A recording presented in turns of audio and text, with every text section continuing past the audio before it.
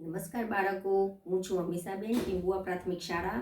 આજે આપણે ધોરણ 2 માં એકમ 21 શીખીશું. બરાબર? ચલો, એકમ 21 શીખવા માટે આપણે પહેલા લીંબુ શરબત બનાવતા શીખીશું. બરાબર? તો લીંબુ શરબત બનાવવા માટે આપણે કઈ શું જોઈશે તેના વિશે માહિતી કરીશું. તો લીંબુ શરબત બનાવવા માટે જોઈશે 1 ગ્લાસ પાણી, અડધું લીંબુ, 1 ચમચી ખાંડ અને ચપટી મીઠું. તો હવે આપણે 1 ગ્લાસ પાણીમાં 1 ચમચી ખાંડ અંદર નાખીને હલાવીશું. તમારા ઘરે પણ આવી રીતે લીંબુ શરબત તમારી મમ્મી બનાવતી હશે.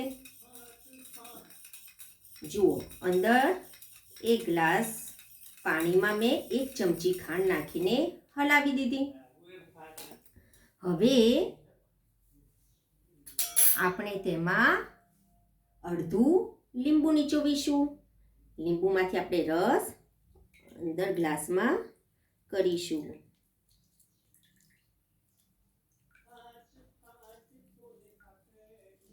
બરાબર?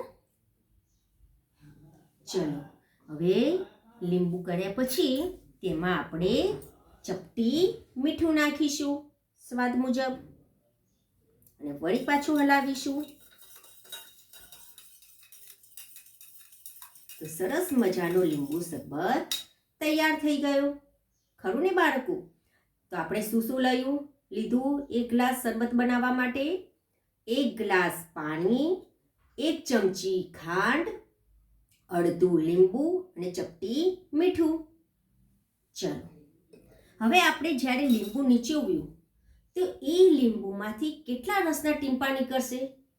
વિચારો બાળકો. જુઓ, આપણે કરીએ. 1 ચમચી લઈશું અને તેમાં આપણે જે અડધું લીંબુ હતું એ અડધા લીંબુમાંથી કેટલા રસના ટીમ્પાથી આ ચમચી આખી ભરાઈ જશે તે આપણે ગણીશું. ગણશો ને બાળકો મારી સાથે? ચાલો, પહેલા આપણે અહીંયા બીયા કાઢી દઈશું તેમાંથી.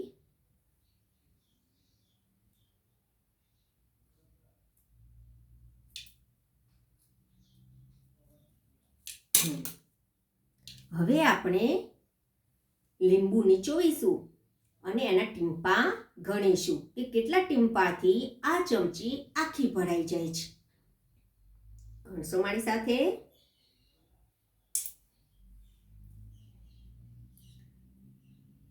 1 2 3 4 5 6 7 8 9 10 11 12 13 14 15 16 17 18 19. જો તમારે છે ને લીંબુ ધીમે ધીમે નીચોવાનું, એટલે ધીમે ધીમે ટીમ્પા પડશે. 20 21 22 23 24 25 26 27 28 29 30 31 32 33 34 35 36 38 39 40 41 42 43 44 45 46 48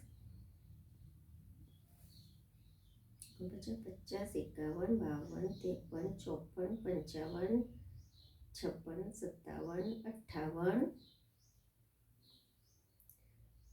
59 60 61 62 63 64. જુઓ બાળકો, આપણે એ અડધા લીંબુમાંથી કેટલા રસના ટીમ્પા નીકળ્યા? 64. અને જો ચમચી પણ ભરાઈ ગઈ તો 1 ચમચીમાં લીંબુના કેટલા રસના ટીમ્પા સમાયા? 64. અને આપણી 1 ચમચી ભરાઈ ગઈ.